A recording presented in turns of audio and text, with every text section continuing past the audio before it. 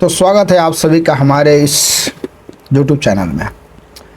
जहाँ तक कि आप लोगों ने आत्मा जीव का मूल ज्ञान जान चुके होंगे, परमात्मा ओम भगवान ईश्वर का मूल ज्ञान भी जान गए होंगे, तीसरा देवी देवताओं का भी मूल ज्ञान को आप लोग जान गए, चौथा है प्रकृति का मूल ज्ञान। तो चलिए आप सभी को आज जो चतुर्थ वीडियो है वो है प्रकृति का मूल ज्ञान। जिसे देवी देवता हो गए, प्रकृति के मूल ज्ञान में हम लोग चलते हैं। प्रकृति एवं माया, ठीक है। तब यहाँ पे कहते हैं कि प्रकृति है क्या। सबसे पहले सवाल आता है प्रकृति है क्या। तो कहते हैं भगवान के पास 3 प्रकार की शक्तियाँ हैं। भगवान के पास 3 प्रकार की शक्तियाँ हैं। कौन कौन सा? एक है अतरंगा अर्थात आंतरिक मतलब आध्यात्मिक। दूसरा है बहिरंगा अर्थात बाह्य, कौन सा? भौतिक। तीसरा है तटस्थ, इसको कहते हैं सीमांत। तटस्थ मतलब सीमांत, जो कि जीव। 3 शक्तियाँ हैं भगवान के पास, ठीक है। तो कहते हैं कि उनकी अतरंगा शक्ति से आध्यात्मिक जगत बना है और बहिरंगा शक्ति से भौतिक संसार। एवं जैसा कि नाम से पता चलता है, आध्यात्मिक जगत आध्यात्मिक चेतना से बना है, जो कि सत्य शाश्वत चित्त अर्थात चेतन और आनंद है। और भौतिक जगत इस भौतिक पदार्थ से बना है, जो कि असत अस्थायी अचित अर्थात मृत और निरानंद एवं बिना आनंद का है, जिसे शास्त्र अध्यात्म जगत के छाया प्रतिबिंब के समान बताते हैं। कहते हैं तथा जीवात्मा अर्थात तटस्थ शक्ति से बने हैं। अर्थात हमें ये चुनना है कि हम किस शक्ति के साथ जुड़ना चाहते हैं। हम जिस शक्ति के साथ जुड़ते हैं उस शक्ति की तरह बन जाते हैं। आध्यात्मिक शक्ति चुनेंगे तो सत चित आनंद बनेंगे, और भौतिक शक्ति चुनेंगे तो असत अचित निरानंद बनेंगे। अब ये तो हम स्पष्ट रूप से कह सकते हैं कि हमने भौतिक संसार को चुना है, जो अष्टांगिक द्रव्य तथा 3 गुणों से मिलकर बनी हुई है और कहलाती क्या है? प्रकृति।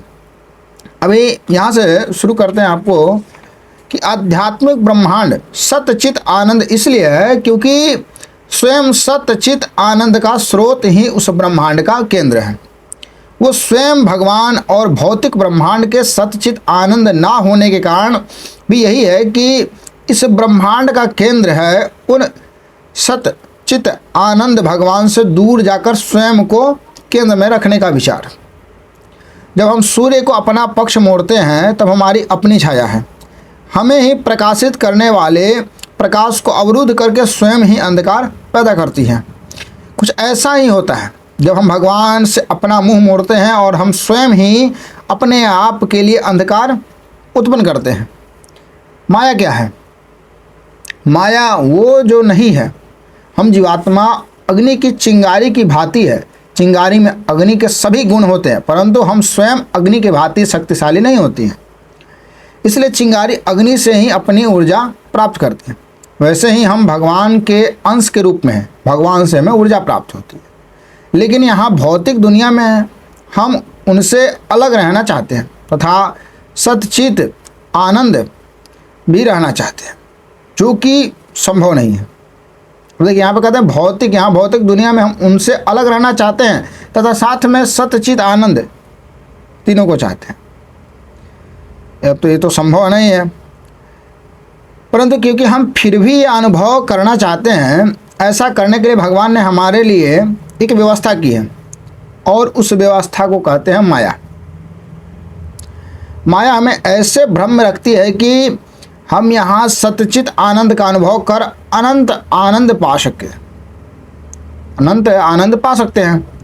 हमें हमेशा ऐसे भ्रम रखती है ना कि जैसे अनंत आनंद बस एक ही कदम दूर है।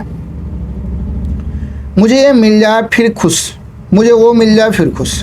ये धन संपत्ति सुंदरता स्त्री यश इन सब की इच्छाएं दिला के हमें भ्रम में रखती है, और इन इच्छाओं की पूर्ति से हम वो परम सुख प्राप्त कर लेंगे। पर वो सब मात्र वही है, भ्रम। कौन है? भ्रम है। हालांकि इसलिए नहीं कि ये वास्तविक नहीं है, ये सब वास्तविक ही है, परंतु इसलिए क्योंकि वे अस्थायी हैं, ये टिक नहीं सकता, क्योंकि इसका स्वभाव ही असत अर्थात अस्थायी मतलब क्षणभंगुर। परंतु ऐसा क्यों? क्योंकि प्रकृति बनी ही अचित से है, भौतिक द्रव्य से, अष्टांगिक अचित द्रव्य से, जो कि 5 स्थूल द्रव्य हैं, धरती, पानी, आग, वायु, ईश्वर, एवं 3 सूक्ष्म द्रव्य हैं, मन, बुद्धि, अहंकार अर्थात मिथ्या अहंकार। ये 8 द्रव्य तथा उनके संयोजन से ही संसार की समस्त भौतिक वस्तुएं बनी हैं, जिससे समस्त ब्रह्मांड बना है और प्रकृति बनी हुई है। तो माया का क्या काम है? मन में यह सवाल आ सकता है, माया क्या काम है? तो सरल शब्दों में समझते हैं तो माया का काम है हमें हमेशा ये सोचने पर विवश करना कि यदि हम ऐसा करेंगे या वैसा करेंगे तो ये पाएंगे, वो पाएंगे, फिर अनंत रूप से सुख होगा। परंतु जब हम ऐसा करते हैं तब कोई ठोस सुख नहीं होता है। फिर से एक नया छलावा देती है कि अब ये पालो तो फिर सुख हो जाओगे, और फिर ये पाने के लिए हमें दिन रात गधे की तरह मेहनत करते हैं, और अंत में वो भी मात्र सुख की मृग तृष्णा सिद्ध होती है। और ऐसे ही हमें माया सुख दुख और जन्म मृत्यु के चक्र में फंसाए रखती है। अभी आइए समझते हैं कि माया कैसे काम करती है। सत्तम रजस तमस इति गुणाः प्रकृति संभवा, सत्तम रजस तम इति गुणाः प्रकृति संभवा निबंधन्ति महाबाहो देहे देहिनमव्यम। कहते हैं यहाँ पे कि अर्थात संपूर्ण भौतिक प्रकृतिक 3 गुणों से बनी हुई है। सात्विक एवं सात्विक जिसको कहते हैं गॉडनेस, मतलब संतुष्टि, ज्ञान, पवित्रता। फिर उसके बाद राजसिक, राजसिक मतलब पैशन, सक्रियता, जोश, उत्साह। उसके बाद कहते हैं तामसिक, इसको कहते हैं इग्नोरेंस, निष्क्रियता, अज्ञान एवं अंधकार। जब एक जीवात्मा भौतिक प्रकृति के संपर्क में आती है तो वो इन 3 गुणों से बद्ध हो जाती है। सात्विक गुण में हम खुशी, ज्ञान, कृतज्ञता और संतुष्टि की भावना अनुभव करते हैं।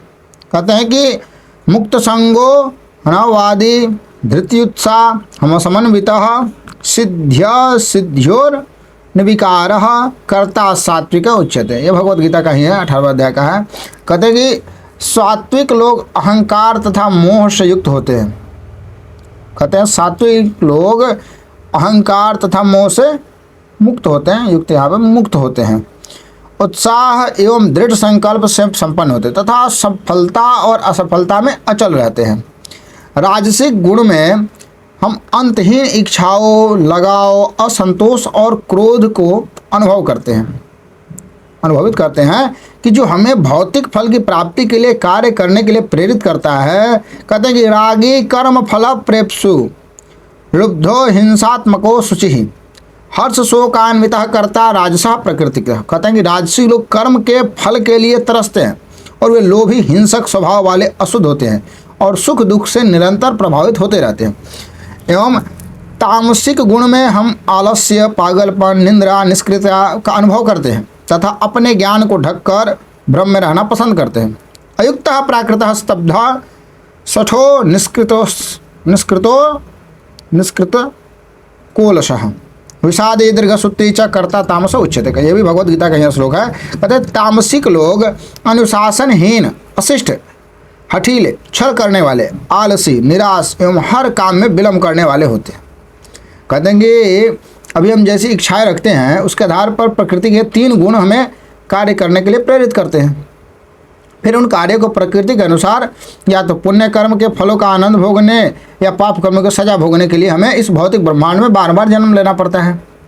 हम सोचते हैं कि हम प्रकृति के नियमों को तोड़कर मोड़ उसमें जितना हो सके सुख और आनंद निचोड़ ले, परंतु वो होता ऐसा है कि प्रकृति भोगने के प्रयास में हमें ही उसकी जटिलताओं में उलझा देती है।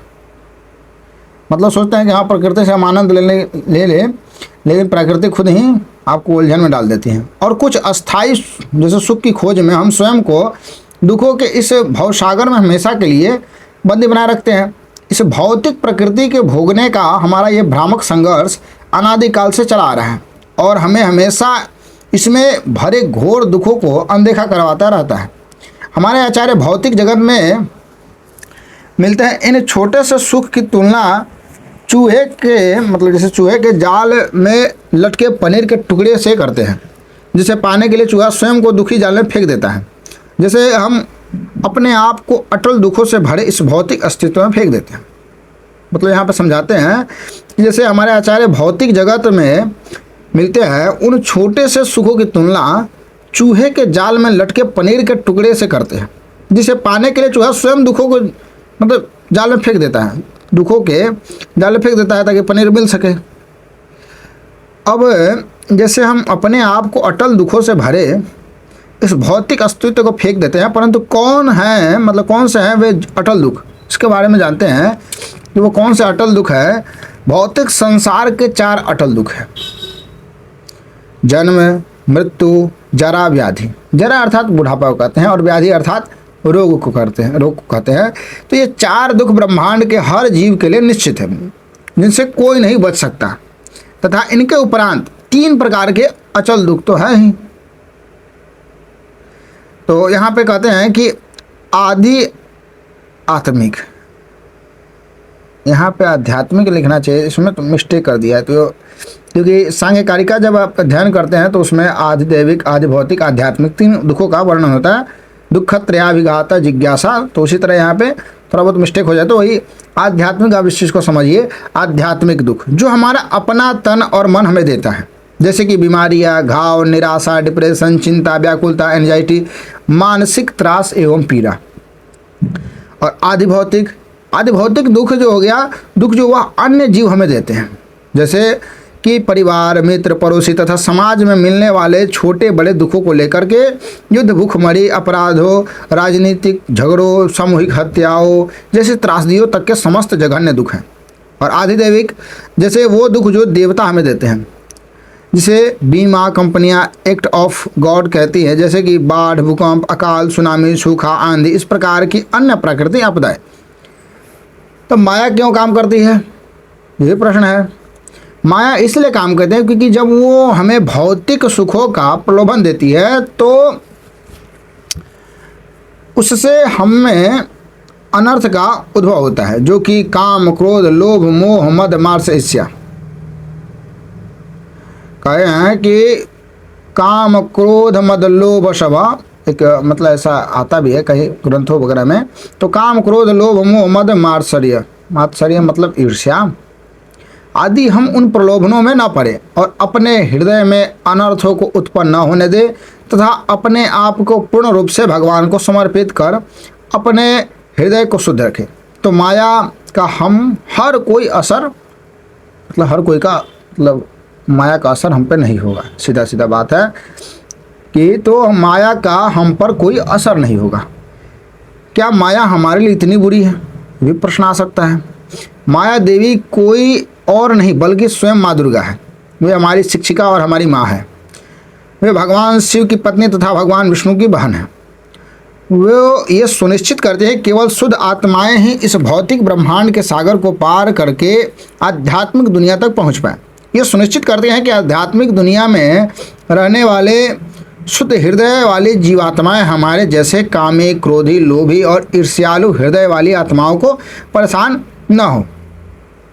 इसलिए आचार्य इस भौतिक संसार की तुलना एक जेल से और माया देवी की जेल अर्थात जेल मालिक से करते हैं, जो ये सुनिश्चित करते हैं कि कोई भी जीवात्मा अपने हृदय का शुद्धिकरण किए बिना भौतिक जगत की जेल से बाहर ना आ जाए। मतलब आचार्य लोग यहाँ पर समझाते हैं, कहते हैं कि इस भौतिक संसार की तुलना एक जेल से और माया देवी अर्थात माया देवी मतलब यहाँ जेलर समझिए, जो जेल की रक्षण करते हैं, जेल के मालिक से करते हैं, जो सुनिश्चित करते हैं कि कोई भी जीवात्मा अपने हृदय का शुद्धिकरण किए बिना भौतिक जगत की जेल से बाहर न जा पाए। कहते हैं कि प्रकृति क्यों है, भौतिक प्रकृति के अस्तित्व का उद्देश्य क्या है। भौतिक अस्तित्व का उद्देश्य हमारी इच्छाओं को शुद्ध करके हमें शुद्ध करना और हमें भगवान के सेवक के रूप में हमारे मूलभूत स्वभाव की अनुभूति कराना है, जो कि हम वर्तमान में प्रकृति के भोक्ता होने के भ्रम में जी रहे हैं। जैसे ही हम ये परम सत्य को समझ जाते हैं कि हम माया के सभी प्रभाव से मुक्त हो जाते हैं और भगवान के साथ अपने शाश्वत संबंध को फिर से स्थापित कर हमारे शाश्वत घर आध्यात्म जगत को वापस लौटकर भगवान के पास वापस लौटकर पुनः सदैव के लिए सुखी हो सकते हैं। जीवन के इस अंतिम ध्येय को प्राप्त करने के लिए करने की प्रक्रिया को कहते हैं योग अब आगे चलते हैं। अगला जो अगला चैप्टर है वो है योग के ऊपर। तो यहाँ पे समझाया जैसे कि हम परम सत्य को समझ जाते हैं, हम माया के सभी प्रभाव से मुक्त हो जाते हैं और भगवान के साथ अपने शाश्वत संबंध को फिर से स्थापित कर हमारे शाश्वत घर अध्यात्म जगत को वापस लौटकर भगवान के पास वापस लौट करके पुनः सदैव के लिए सुखी हो सकते हैं। मतलब कहा गया कि जितना ये मतलब अध्यात्म से जुड़ करके हम परम सत्य को प्राप्त कर सकते हैं, मतलब ये माया से मुक्त हो सकते हैं। यहाँ सीधा सीधा समझा रहे हैं। तब अब आगे का जो विषय है वो है योग। तो योग के जो है आपको अगले वीडियो में प्राप्त होगा ज्ञान। तब तक के लिए बने रहिए। हर हर महादेव। मिलते हैं आप लोगों से अग्रिम वीडियो में जो आगे आएगी। नमस्कार।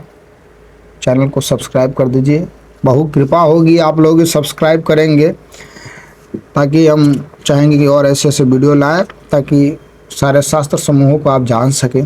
चलिए मिलते हैं। हर हर महादेव।